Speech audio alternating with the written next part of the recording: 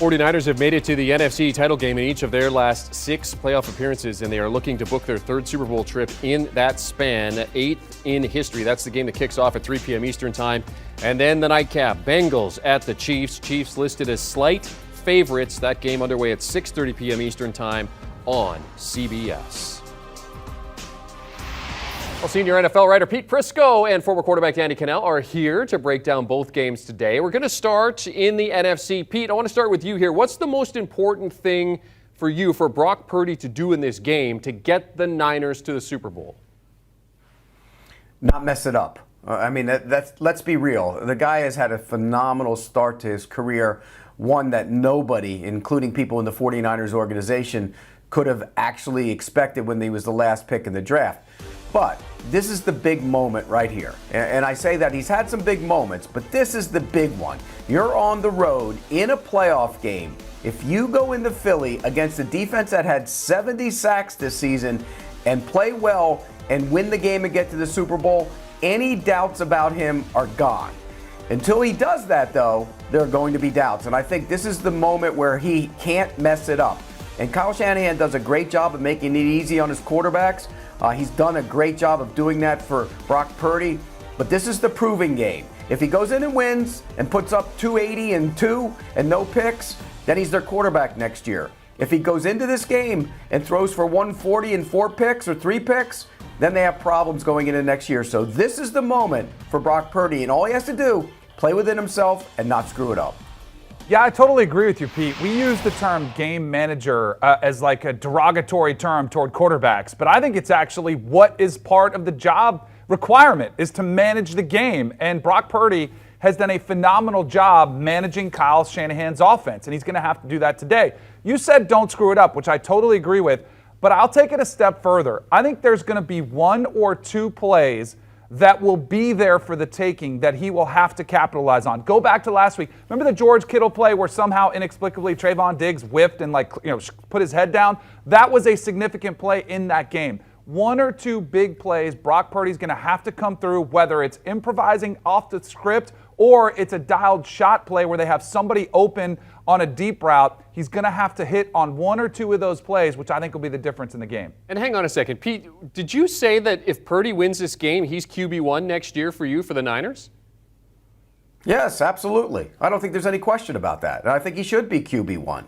If he goes into Philly and beats that team and plays well, he's QB1. I don't think there's any doubt about that. Look, they traded up to get Trey Lance, but if this guy continues, and this is the proving game for him, if he continues to show he can do it, of course he goes into the next season as QB1. I think he's QB1, but I do think it's one of those things where you keep Trey Lance around to be his backup just in case the Brock Purdy experiment doesn't work out. But yeah, I think it's clearly would be Brock Purdy's team if he wins this game. I just think they've got the best of both worlds. If they're able to keep Trey Lance and Brock Purdy both on rookie deals, they can continue to put great weapons around them on offense and keep this defense intact. What an amazing story that would awesome. be. You gave up a king's ransom to get to Trey Lance, and Mr. Irrelevant becomes your starting quarterback. Potentially, Pete says today's the proving game.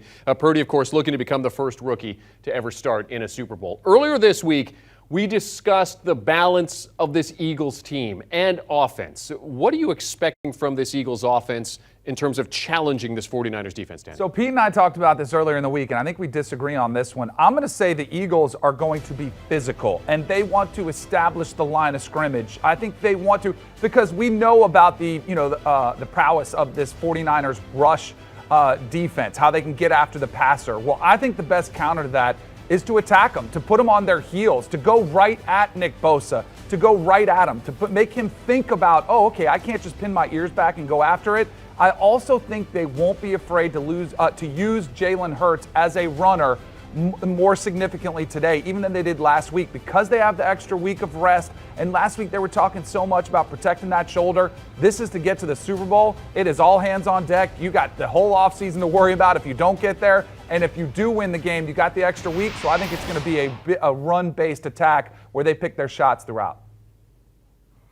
See, I still think they're going to run the ball, Danny, but I think this is one of those games where you throw to score and then you run to win. And this is the best offensive line in the NFL. And I'm a big believer in when you play the 49ers, if you block them, you beat them. And by that I mean in pass protection, in the passing game. Because I think they're vulnerable down the field in the secondary. I know those guys have played better this year, but I still think there's places where you can hit them with the big play. And I think that's what Hurts is going to do. I think he's going to try and run the ball, but I think most of their big shots, and he's going to hit a couple of them, are going to come in the passing game, and I think Hurts plays well here. The last time he played him, didn't play well, but he was a kid then. He's improved greatly as a passer. He's got better weapons. I think this is an opportunity to hit the 49ers down the field in the passing game because, again, like I always say, if you block them, you beat them. It's hard to do, but this Eagles offensive line is that good. A.J. Brown, Devontae Smith. I mean, they went out and got A.J. Brown. Devontae Smith has had kind of a breakout year, but would you be surprised if Hurts is the leading rusher for the Eagles today?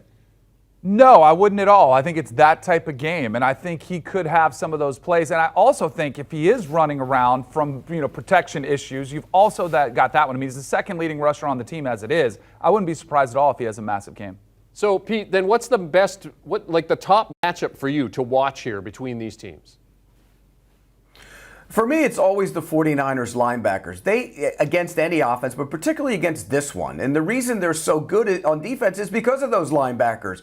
Dak Greenlaw and those guys can get the football and they run. Fred Warner's outstanding. And when you look at him, the speed shows up. That means you defend sideline to sideline. They cover a ton of ground. It's not unlike what the Seahawks used to do with their linebackers back in the day when Bobby Wagner was there. They cover so much ground that they make it tough on an offense. But you can get them flowing one way and come back the other way. And that's the advantage you have when you have a quarterback who can move in Jalen Hurts. So I think use their aggressiveness against them if you're the Eagles and if you're the 49ers. Keep doing what you do. You play like you have 12 guys on the field every single week on defense, in large part because those two linebackers can fly to the football. We've talked so much about quarterback matchups in this weekend in general, and that's what people oftentimes want to look for.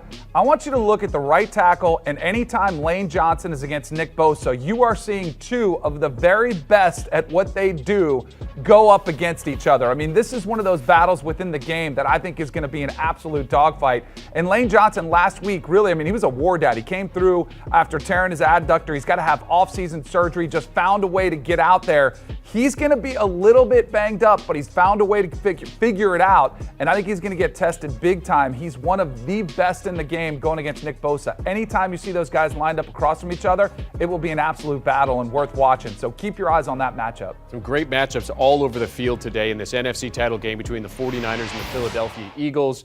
Of course, that is the early game today. You guys have watched this line all week long. It's barely budged. Eagles favored by 2.5 coming into Sunday. That line is bumped up to 3. Now the total is sitting at 45, so it's dropped a full point. So give us your pick here, Danny, based on those numbers. It's at 3 now? It's at 3. Oh, boy, that terrifies me. And the fact you said, like, one thing that hasn't changed either is the public money has been all over the Eagles. But you know what? Every once in a while, the public is right, and I think the Eagles are flat out the better team. I think they're significantly better, especially on the offensive side of the ball, at quarterback, at offensive line. Maybe not the skill possessions, but it's not like there's a great lack of depth there at all. I'm going to go with the Eagles, the experience, and I also think we forgot how good this Eagles team on the back end of the season when they lost 2 of 3, without Jalen Hurts, without Lane Johnson, they were getting healthy. Now that they're at full speed, I think they'll be able to get it done. I think at home plays a big part in this one. And I think Brock Purdy has his kind of game that becomes a little bit too big for him in that position. I'm with you, Danny. I think this is the Eagles' moment. I think when you look at football, basically it's blocking and tackling. And the Eagles are outstanding at blocking. They're outstanding at tackling. They're outstanding rushing the passer. 70 sacks. 4 guys with double digits. That never happened before. Think about that. They can get after the quarterback in so many different ways. And then ultimately, if you can block and you can tackle, it comes down to the quarterback position. And I think the advantage goes to Jalen Hurts. And I think that's the difference in this game. I think the Eagles will score a bunch. I think the 49ers will get some points as well, short fields, maybe a couple turnovers. But I think in the end, the Eagles are going to the Super Bowl. I will lay the points with the Eagles. All right, both men taking the Eagles. As mentioned, the line was sitting at 2.5 for most of the week. It's been bumped up to 3, but will probably settle back in around 2.5 as we get closer to game time. 5 of the past 6 meetings between the two teams, by the way, has been decided by 6 points or less. Pete Prisco, Danny Kanell discussing the NFC title game and giving us their picks. Niners enter this game on a franchise-tying 12-game winning streak over that span. They're averaging 30.4 points per game. They've outscored opponents by 186 points. But this Eagles defense, number 2 in total defense this season, and they will be Brock Purdy's stiffest test, and Jalen Hurts will certainly test the 49ers. The game kicking off at 3 p.m. Eastern Time. Do you want a sports network that delivers everything that matters about the game? The highlights, the picks, the instant analysis, no yelling, no fake debates, no politics. Hit the subscribe button and never miss a moment.